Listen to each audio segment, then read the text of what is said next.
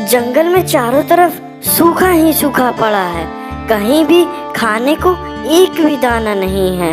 ऐसे में हम अपने बच्चों का पेट भला कैसे पालेंगे? लगता है हमें इस जंगल को छोड़कर कहीं किसी और जंगल में जाकर रहना होगा, नहीं तो हमारे बच्चे भूख के मारे ही मारे जाएंगे। अरे मिट्ठू तोता, ये तुम भला कैसी बात कर रहे हो? याद करो, इस जंगल ने हमें बहुत कुछ दिए हैं। रहने को घर दिए, खाने को फल दिए, और आज जब इस जंगल पे विपदा है तो तुम इसे छोड़ के जाने की बात कर रहे हो। और हम करे भी तो क्या करें टूनी? इस जंगल के सारे खेत सूख चुके हैं, कहीं भी कुछ भी खाने को नहीं है, और जो कुछ हमने अपने घर में बचा कर रखा था अब वो भी खत्म होने को आया है। अगर हम जल्द ही भोजन का प्रबंध ना करें तो हम सारे मारे जाएंगे। ठीक है मिट्ठू तोता, तुम्हारी बात बिल्कुल सही है। हम ऐसा करते हैं, हम सारे पक्षी अलग अलग दिशों में भोजन की तलाश में चले जाते हैं और शाम को हम सब यहीं मिलेंगे। और जिस भी पक्षी को भोजन के बारे में कुछ भी पता चलता है वो शाम को हमें यहीं पर बता देगा, और अगले दिन से हम सारे पक्षी अपना भोजन लेने वहीं जाएंगे। तभी सारे पक्षी अलग अलग दिशा में दाने की तलाश में चले जाते हैं। वहीं मिट्ठू तोता उत्तर की दिशा में तेजी से आगे बढ़ने लगता है, तो टूनी चिड़िया दाने की तलाश में पूरब की ओर चली जाती है। वहीं डब्लू बबलू दक्षिण की दिशा में चले जाते हैं, और कालू कौवा और गोरी कौवी वे पश्चिम की दिशा में दाने की तलाश में चले जाते हैं। अरे कबूतरी बहन, यहाँ आसपास कोई खेत खलियान है क्या?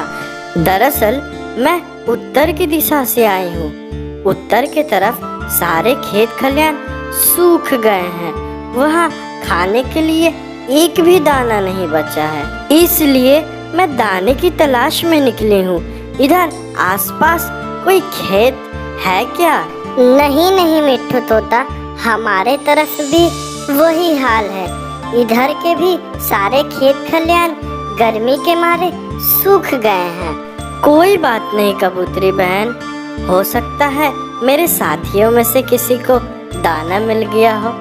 ऐसा करती हूँ, अब वापस चली जाती हूँ, वैसे भी बहुत देर हो गए हैं। वहीं दूसरी तरफ डब्लू बबलू भी उड़ते उड़ते थक चुके थे, इसलिए वो एक पेड़ पर बैठे थे।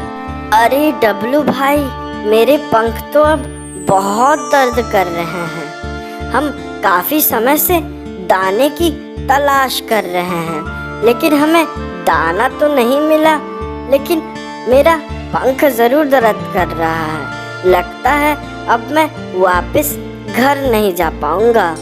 हाँ बबलू, तुम बात तो बिल्कुल सही कह रहे हो। मेरे भी पंख अब बहुत दर्द कर रहे हैं। ऐसा करते हैं, कुछ देर इस पेड़ पर ही आराम करते हैं, उसके बाद घर की तरफ निकलेंगे। वहीं कालू कौवा और गोरी कौवे को आम से भरा एक खेत दिखता है। अरे गोरी, हमें फलों का खेत मिल गया। चलो चलो जल्दी से कुछ फल खा लेते हैं और बाकी कुछ फल पक्षियों के लिए लेकर चलते हैं। नहीं कालू, हम पक्षियों के लिए एक भी फल लेकर नहीं जाएंगे। तुम्हें याद नहीं कैसे टूनी तुम्हें सब पक्षियों के सामने शर्मिंदा करती है, और सारे पक्षियाँ तुम्हारे ऊपर हंसते हैं, और तुम उन पक्षियों के लिए फल लेकर जाओगे। हाँ गोरी, तुम बिल्कुल सही कह रही हो। मैं तो भूल ही गया था कि सारे पक्षियाँ मेरा मजाक बनाते हैं, मुझ पर हंसते हैं। अब मरने दो उन सारे पक्षियों को, हम उनके लिए एक भी फल लेकर नहीं जाएंगे। हम ऐसा करेंगे, हर रोज यहाँ आकर अपना पेट भरकर चुपचाप यहाँ से चले जाएंगे, और जब पक्षियाँ हमसे फल के बारे में पूछेंगे तो हम कोई बहाना बना दिया करेंगे। हाँ हाँ कालू, अब चलो जल्दी से फल खाकर घर के लिए लौटते हैं। तभी गोरी और कालू कौवा फल खाकर घर के लिए रवाना होते हैं। पक्षियों, क्या आप में से किसी को फल मिला? नहीं नहीं टूनी, उत्तर की तरफ भी वही हाल है। वहाँ के भी सारे खेत गर्मी के मारे सूख गए हैं। और बबलू डब्लू, तुम दोनों को मिला कुछ? नहीं नहीं टूनी दीदी, हमने भी बहुत प्रयास किया, बहुत देर तक खोजा, लेकिन हमें ना तो कोई खेत दिखे और ना ही कोई फल। लगता है इस जंगल में कहीं फल नहीं बचे हैं। मैं भी पूरब की तरफ गई थी, वहाँ तो मुझे सिर्फ नदियाँ ही नदियाँ दिखी। ना तो वहाँ कोई पेड़ थे और ना ही किसी पक्षी का घोंसला। और कालू कौवा, तुम तो पश्चिम की तरफ गए थे ना? वहाँ तो मैंने सुना है बहुत सारे खेत हैं। तुम्हें मिला कुछ? वो टूनी, हमने भी बहुत प्रयास किया था। हम भी बहुत देर तक खोज रहे थे पेड़ों और खेतों को, लेकिन हमें कोई पेड़ और कोई खेत नहीं देखा। तुम्हें अगर विश्वास ना हो तो तुम गोरी से भी पूछ सकते हो। हाँ हाँ टूनी बहन, हमने भी बहुत प्रयास किया, लेकिन हमें कोई खेत नहीं देखा। हम बहुत निराशा के साथ यहाँ लौटे हैं। हमें लगा कि आप सब में से किसी को भी फलों के बारे में कुछ न कुछ जानकारी मिली हो। पक्षियों, हमें जल्द से जल्द ही भोजन का इंतजाम करना होगा, नहीं तो हम सारे मारे जाएंगे।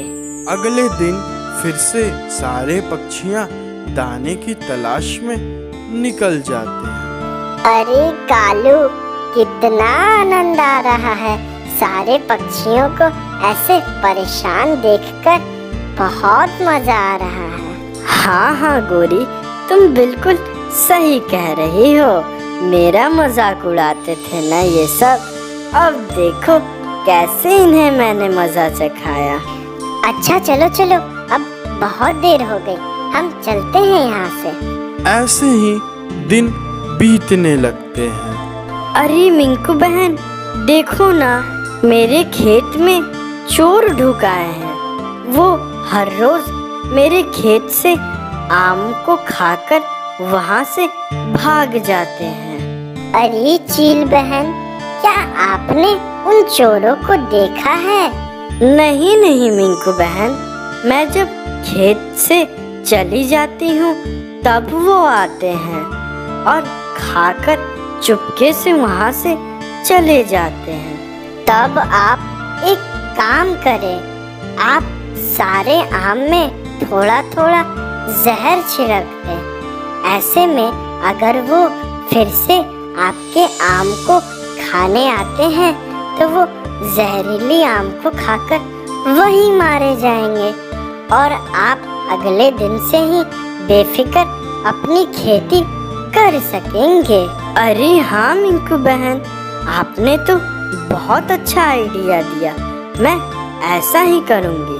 तभी चील अपनी खेत के सारे आम में जहर छिड़क देती है। अरे कालू, तुमने तो टूनी और बाकी सारे पक्षियों को बहुत अच्छा मजा चखाया है। उनका चेहरा तो देखने लायक है। हाँ हाँ गोरी, ये तो तुमने सही बात कही। उनका चेहरा तो मानो फूल की तरह मुरझा गया है।